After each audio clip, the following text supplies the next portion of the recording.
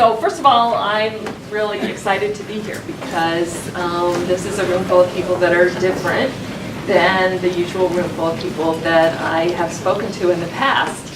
And I think bringing together different communities like this is really a great way to find breakthroughs and new ways of solving problems. So I'm going to do what you did this morning, Dave, and see if I can get you guys to help me. Is more than I'm going to tell you what all the answers are, because I'm trying to figure out what the answers are. So I thought, well, I'm not going to figure that out sitting in my desk, am I? So I need to get out and talk to people. So that's what I'm here to do. So I'm going to start by telling you a story, and the story is about the watershed that I grew up in. Although the story doesn't actually involve me. So I grew up in the Shenandoah Valley of Virginia. And the waterway there is the Shenandoah River, which the tributary of that was in my backyard, and sometimes it was in my house, because I actually grew up in the floodplain of the South River. But as I said, the story isn't actually about me, it's about that river. And that is a river that has a nutrient pollution problem. And so a lot of slime, green slime on the top, algal blooms on the top at different parts, particularly in the summertime. And as you may know, when algae die, they soak up the oxygen, and then you can't have healthy fish populations and things like that are important to people. And there's an entity called the Shenandoah Riverkeeper. And the Riverkeepers organizations, how many people know the Riverkeepers? Yeah, a lot of you do. Okay, good. So their job is to protect water bodies, and they adopt a water body sort of and protect it. And they decided they would get people to document the algal blooms, and using their smartphones, take pictures of them. And they got people to take a whole bunch of pictures one summer, a few summers ago, and to send it in to the Environmental Agency in Virginia. And the Environmental Agency in Virginia said, thank you very much, this is a pile of junk, and we can't do anything with it, so thank you for your time, and sent them away. And so they got some advice, and the advice they got was not really that complicated, but it said you need to really document where you're taking these pictures, time, date, location, and you need to do it in a way so that you can answer the questions about when did the algal bloom form, how long, how big was it, what's the trend analysis, how far did it spread, how long did it last, all those kinds of things. So they went back the next summer, pulled out all their volunteers, pulled out all their smartphones. They did that, they documented it, they sent it into the state, and the water was listed as polluted and needing cleanup. So that's a story to me that tells you a lot about kind of what we need to do to get citizen science to be effective. It should spring from things that people want to do, want to change, but it can't be random or it won't be effective. It has to be organized. And I'll be the third speaker today to talk about Flint, because Flint is another example of that, I think. An example, and both the earlier speakers talked as if everyone in the room knew about Flint, and I don't want to assume that, even though probably most of you know about Flint. But in Flint, what happened was that the city decided to be penny wise and pound foolish, and changed the source of the water supply from a very nice water supply in the Great Lakes to the Flint River, which has a lot of contamination problems, and which, when the water went through the leaded pipes in Flint, it caused corrosion that made the lead leach into the water and then go into the homes. So people were drinking lead-contaminated water for a lot of reasons. One was that the water body was contaminated. The second is that they had lead pipes, which are not unique to Flint. They didn't do corrosion control, which is actually required by the Safe Drinking Water Act.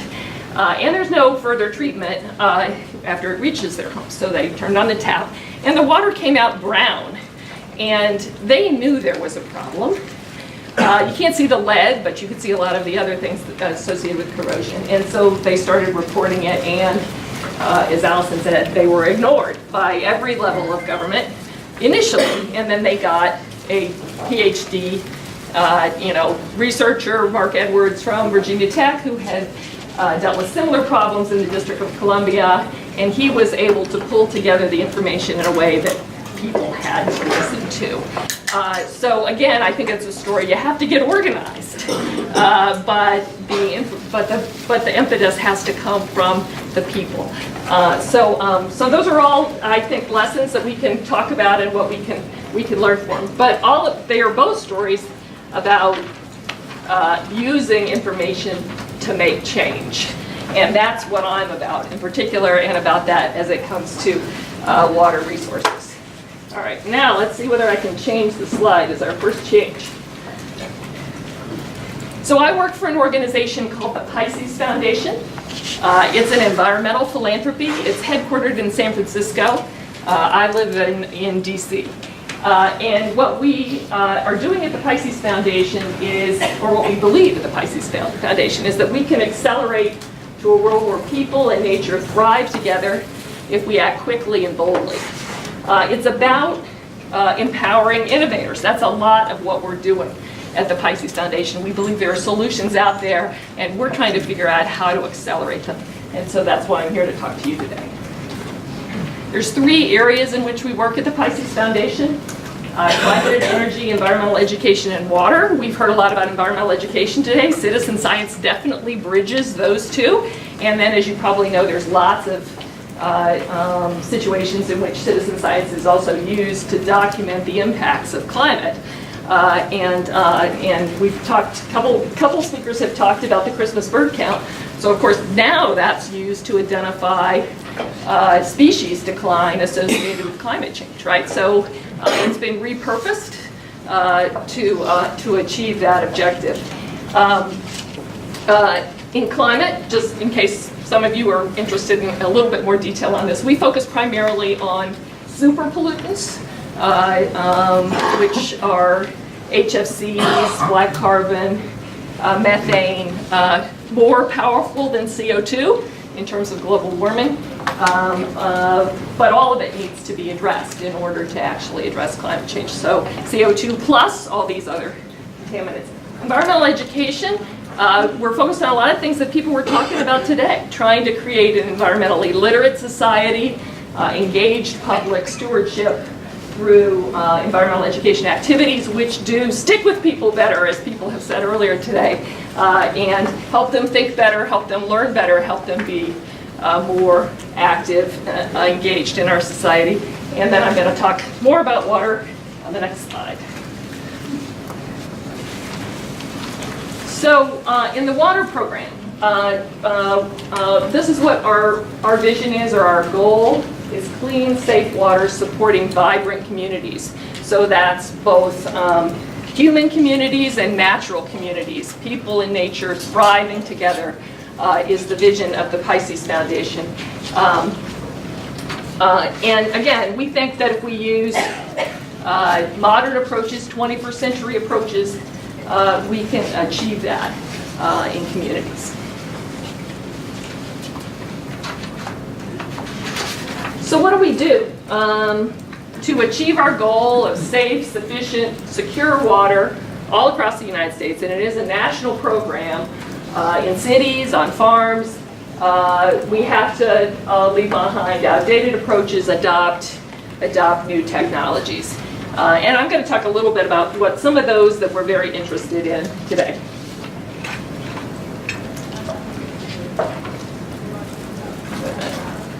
Yes, citizen science.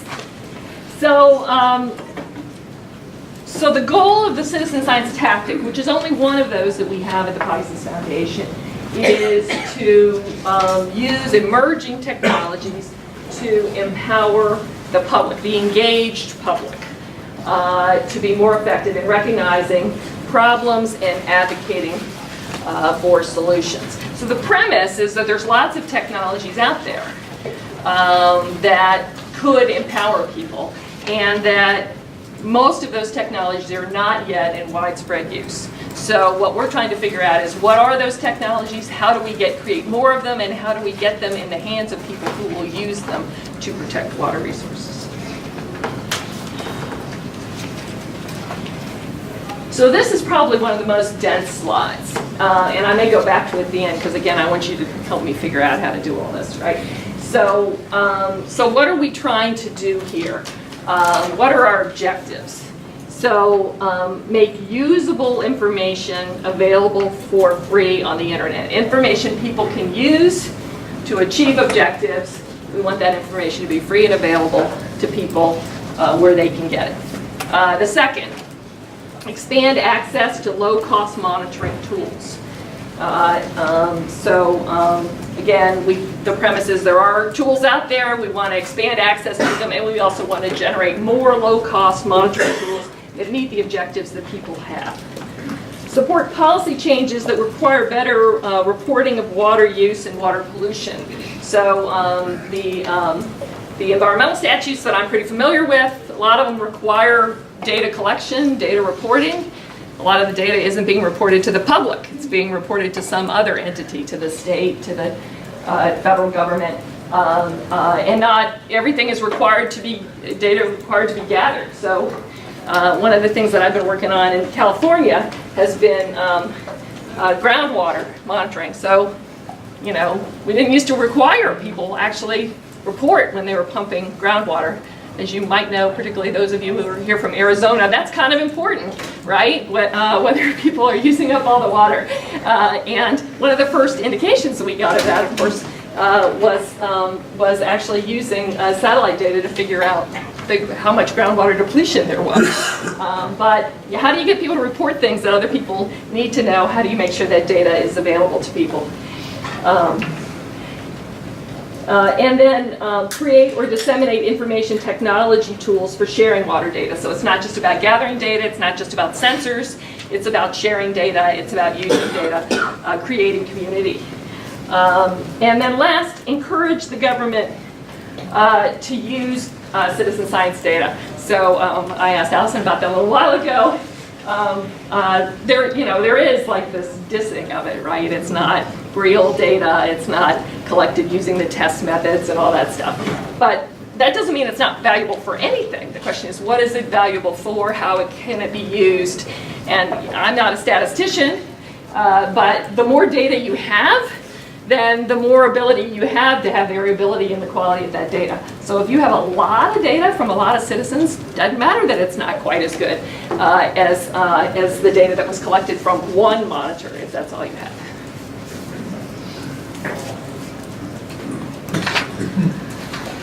Okay, so this is an overview slide that's going to tell you about the things that we've done so far. So I've been at the Pisces Foundation for about 2 years. And we started making a few investments in this area about a year ago. So we're not very far into it, but we're working on it and interested in doing more. So this is, as I said, an overview. So these are the 4 things I'm going to cover. The first, Darlene already mentioned, the Intel Pisces Water Quality Monitoring Survey. I'll tell you what that is.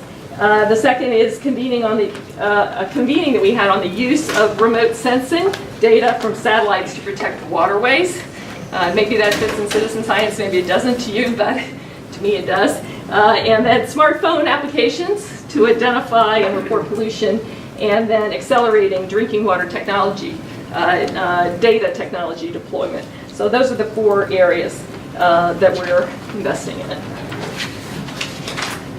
So the first one, so we did this survey with the Intel Corporation, and it was a survey of nonprofits, of water quality monitoring groups, some of which are represented in the room here, actually, the kinds of people that we surveyed. Anybody do the survey here? No one. Okay. All right. Well, you can tell me whether or not this is representative of what you would say if you were to do the survey. The point of it was to figure out what are people using now for water quality monitoring, what do they want to use, how much of an opportunity is there for getting better equipment to people, and what could we do with that. And so you'll see that these are a few of the results. We're going to actually have the full results on our website, on the Pisces Foundation website, which will be on the last slide.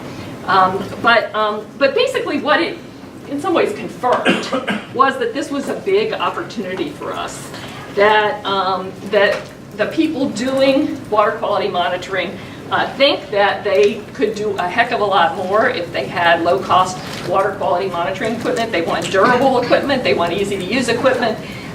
This is something I could not encourage you enough to come up with for people, is something that really helps move the ball. And that they were cognizant really of the kinds of things that that low-cost water quality monitoring equipment could do. That it could help them to identify problems that need solutions, that it could be used as a screening tool for, let's send in the high-tech stuff after us, that it could be used to report pollution incidents to enforcement agencies and so forth, and to help monitor and verify actions that people were taking to clean up waterways. Are they working? Are they not? How do we know? That kind of information. And 78% of them said that they don't know about beneficial low-cost data access and sharing technologies that could benefit the program. So they don't actually know how to do better than what they're doing now. So there's a lot of room for improvement there. So the next thing we're doing after this survey, which again we're about to put up the results on in November, is actually a scan of what kind of technologies are out there. And I have a consultant working with me on that, a guy named David Burke, whom I actually would like to get you to share information on. So if you know of low-cost water quality monitoring equipment, I want you to send information. You can send it to me, or you can send it to David, and I will give you the email address, and then you can get it later from me if you miss it. It's dgburke99@gmail.com. dgburke99@gmail.com. And so what he's doing is trying to figure out. So we now know these people really want this equipment. We think that they think it will really help them a lot. But what's the best low-cost water quality monitoring equipment out there, and how can we put people in touch with it? So if you have equipment that you think meets that definition, and by the way, people said low cost was like $100 or less. Low cost, cheap, okay? That's what we're looking for. And I do want to thank Public Lab. They were on the steering committee for doing this survey, so we appreciate that. Okay, and then another thing we did is we got together a bunch of people to talk about remote sensing data from satellites and how that could be used to monitor water quality and also associated land uses. So we got corporations like Google, like Esri to come. We got government agencies to come to participate. We got a lot of nonprofit groups, and there are a lot of people who are figuring out how to take this kind of data and to use it for a variety of purposes. There's a lot of complexity to it, to like what it's good for and what it's not good for. But these are my two sort of summary things about it, and there are probably people who can talk about it endlessly and know a lot more about it. But what it's good for, as I understand it, is sort of trend data in water bodies, particularly still water bodies, big water bodies like lakes, the Great Lakes, reservoirs, places like that. It can measure the water quality itself, and it's not just pictures. It can also do things like temperature, evapotranspiration. You can see here turbidity, dissolved organic carbon, chlorophyll A. That again is the algal blooms and so forth. So, and help predict what will happen. What's the trends? What are things are happening on it? And then showing relationships with land-based water sources and things. So most water pollution comes from the land, comes from activities on the land. So how are those co-located? How is one affecting one? So I have two websites down there. NASA and the NASA satellites is the source of most of this data, if you want to take a look at what they have. And then EPA has a really interesting project on cyanobacteria, which is toxic algal blooms. So you get the toxic algal blooms, like shut the drinking water in Toledo a couple of years ago from blue-green algae. So you can actually see that pigment from the satellites.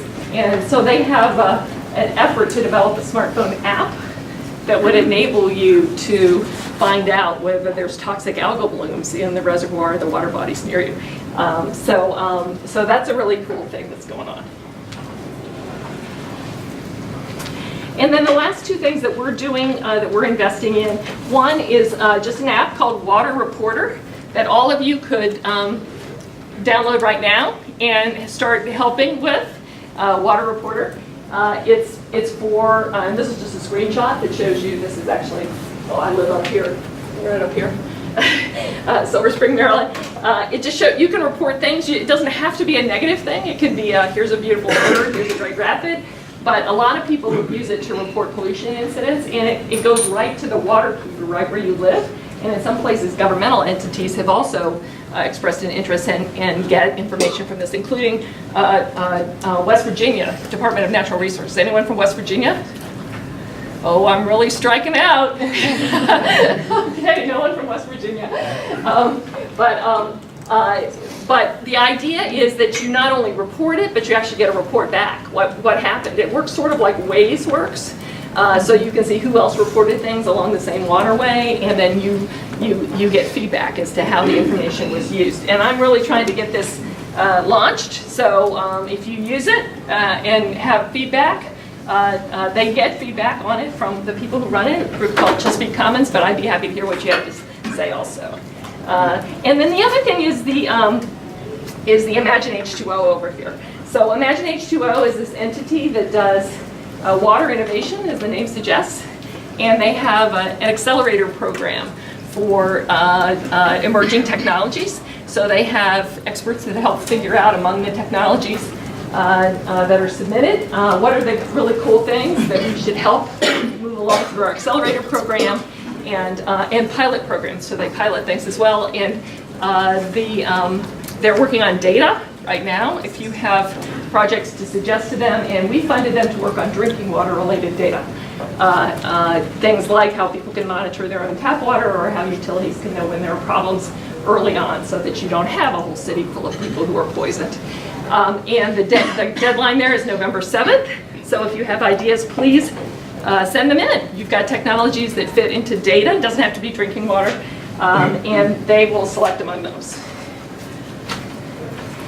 And then I wanted to mention a couple of things that Elizabeth Tyson put me onto from the Wilson Center, and I actually said if she wanted to mention something on these, she could as well. Because I sort of have looked at what they're doing in China, and in China they have a lot of these efforts that are sort of organized at a higher level than we have here in the US right now, that are really accomplishing a lot of things.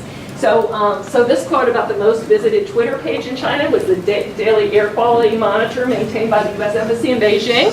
So do you know about this story about how air quality monitors were put on for particulate matter on the US Embassy? First, the Chinese said that's illegal, you can't do that. And they said, well, you know, it's the US Embassy and we're going to put them on there.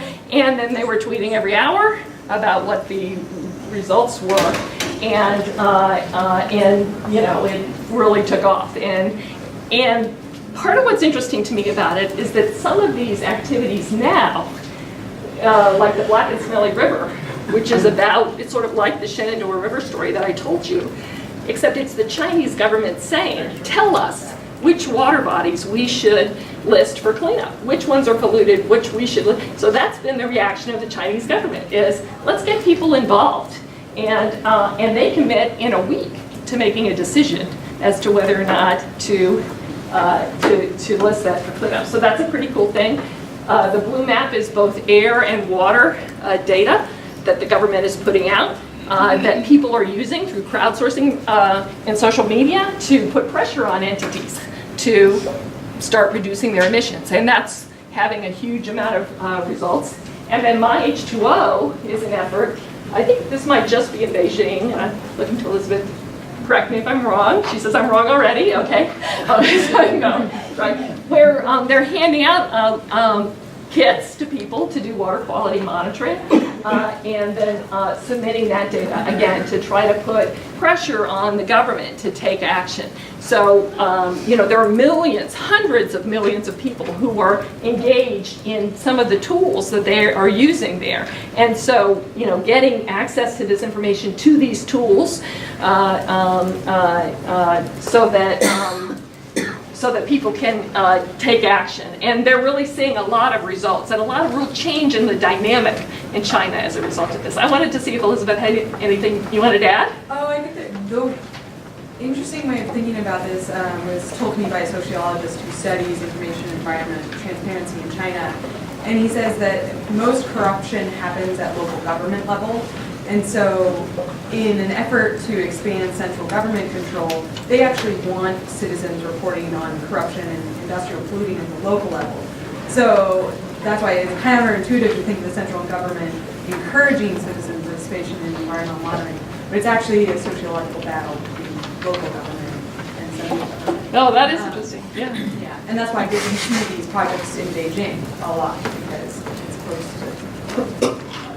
Yeah. So it's just different ways of looking at it, whether it's the government data or data collected by people using social media, really exposing well, what's going on, that you can really make some change. So I encourage you to take a look at all three of these if you're not familiar with them as potential models. And so this is sort of a softball question. So where can citizen science identify pollution and better protect water quality? So the answer is everywhere, right? But you know, these are the main sources, as I said, mostly land-based sources. And then also, you know, checking the pathogens, the bacteria and viruses and so forth in the water bodies, the toxic algal bloom that I mentioned already, the groundwater, all those kinds of things. Those are all places where we have insufficient data. You can gather data that can really make a difference. So go get them! So, you know, you and the work you're doing is really important. It's really needed. And we believe that we can really do it if we do it together, if we organize, if we figure out how to gather this data, share this data, and empower each other to make change. So I'm going to go back. Oh, wait a minute. Let me just give you my info. Whoops. Here's my info. If you want my info. Feel free to send me an email. Please look at our website that has some blogs on several of these topics. And I'm going to go back to the one about what I'm trying to do. Someplace. Wait a minute. Here we go. And encourage you not only to ask me questions, but offer solutions.